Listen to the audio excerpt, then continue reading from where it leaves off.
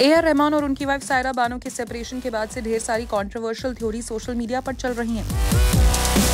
जैसे कि ए.आर. रहमान ने क्यों सेपरेशन को लेकर हैशटैग यूज किया, कितनी एलिमनी सायरा बानो को मिलने वाली है, और अब इन सभी कंट्रोवर्सीज पर ए.आर. रहमान की लॉयर वंदना शाह ने रिस्पॉन्ड किया है।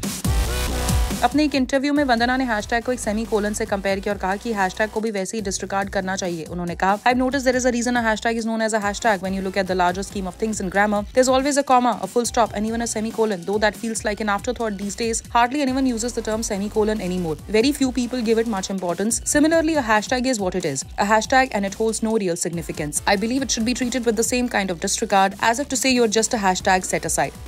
रहमान और उनकी फैमिली के बारे में वंदना ने कहा, I think they are handling it with a lot of dignity. They seem to be very private and composed individuals, and they are addressing the situation in the best possible manner within that space. I appreciate the fact that even the press has been respectful. No one has aggressively pushed for answers, and I think that's commendable.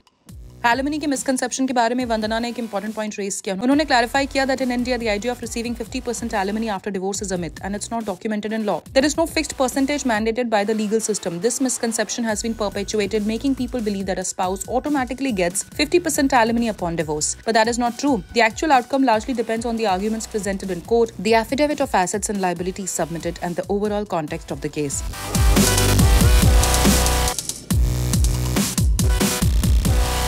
इसी बीच रहमान की team ये ensure कर रही है कि उनकी privacy और dignity को कोई नुकसान ना हो और फॉल्स नैरेटिव्स को रोका जा सके।